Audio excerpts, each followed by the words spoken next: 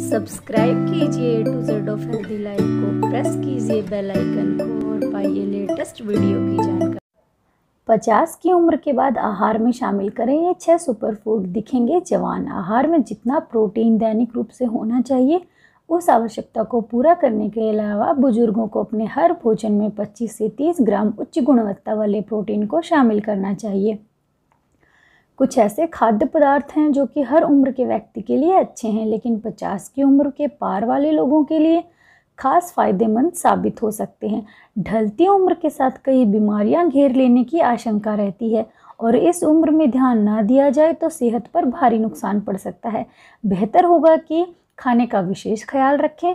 यहाँ ऐसे 7 खाद्य पदार्थों के बारे में बात करेंगे जिनका 50 की उम्र के बाद नियमित रूप से सेवन करना आवश्यक होता है और ये बहुत ही हेल्दी भी होगा। जो बड़ी उम्र के लोग हैं उनके खाने में अगर ये डाइट आप फॉलो करेंगे, ये जो छोटी छोटी चीज़ें हैं आप इनको रेगुलरली अपने खाने में शामिल करेंगे तो आपको बहुत ही फ़ायदा मिलेगा और ये काफ़ी सारी बीमारियों से आपको बचाएंगे भी।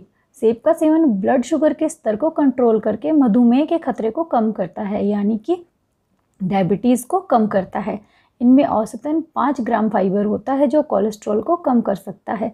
सेब में क्वेरसेटिनिन नाम का एक पदार्थ भी होता है जो ब्लड प्रेशर कम करने के लिए जाना जाता है। सेब विटामिन सी, पोटेशियम और एंटीऑक्सीडेंट का एक जो परफेक्ट स्रोत होता है वो भी होता है। नंबर 2 है दही। जब मांसपेशियों के विकास की बात आती है तो इनके लिए प्रोटीन सबसे अच्छा तरीका होता है। कई अध्ययनों में साबित हो चुका है कि आहार में जितना प्रोटीन दैनिक रूप से होना चाहिए उस आवश्यकता को पूरा करने के अलावा बुजुर्गों को अपने हर भोजन में 25 से 30 ग्राम उच्च गुणवत्ता वाले प्रोटीन को शामिल करना चाहिए।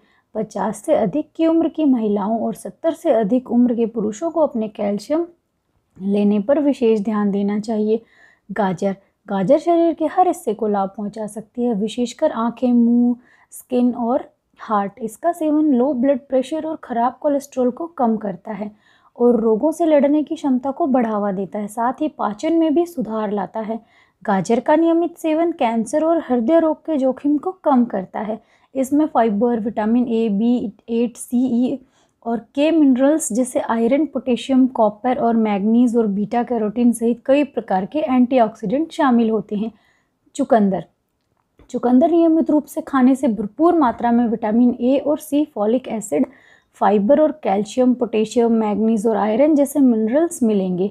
यह एंटीऑक्सीडेंट से भी भरपूर होता है जो कैंसर के खतरे को भी कम करता है। चुकंदर को व्यायाम में सुधार, डेमेंशिया को रोकने और ब्लड प्रेशर को कम करने के लिए भी हेल्पफुल होता है।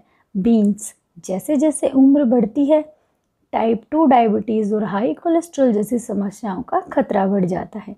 आपने रोजाना के आहार में बीन्स को शामिल करना इन जोखिमों को कम करने का असरदार तरीका है। हर दिन केवल 3/4 कप बीन्स या दाल का सेवन खराब कोलेस्ट्रॉल को 5% तक कम कर देता है। बीन्स ब्लड शुगर के स्तर में भी सुधार करने में मदद करता है। ओट्स, पुरुषों के 45 की उम्र, महिलाओं के 55 की उम्र पार करने के बाद दिल से जुड़ी बीमारियों का जोखिम बढ़ जाता है। इसलिए कोलेस्ट्रॉल को कम करने वाले खानों को अपने आहार में शामिल करना एक अच्छा विचार है। एक प्रकार के घुलनशील फाइबर बीटा ग्लूकेन के कारण ओट्स इस मामले में बहुत ही अच्छा खाना माना जाता है। पाचन के दौरान घुलनशील फाइबर कोलेस्ट्रॉल को सुधारता है और धमनियों के पीछे रहने की बजाय इसे शरीर से बाहर निकलने में मदद करता है। रोजाना कम से कम 3 ग्राम बीटा ग्लूकेन का लक्ष्य रखें ताकि खराब कोलेस्ट्रॉल के स्तर को 5 से 10% कम किया जा सके। तो आपने जाना ना कि बुजुर्गों के लिए ये सारे खाने कितने ही इम्पॉर्टेंट होते हैं और ये अगर उनकी डाइट में शामिल किए जाएं तो उनके स्वास्थ्य पर बहुत ही अच्छा असर पड़ता है।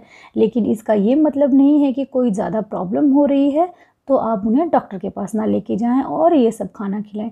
ये सब सिर्फ उनकी हेल्दी लाइफस्टाइल के लिए होता है।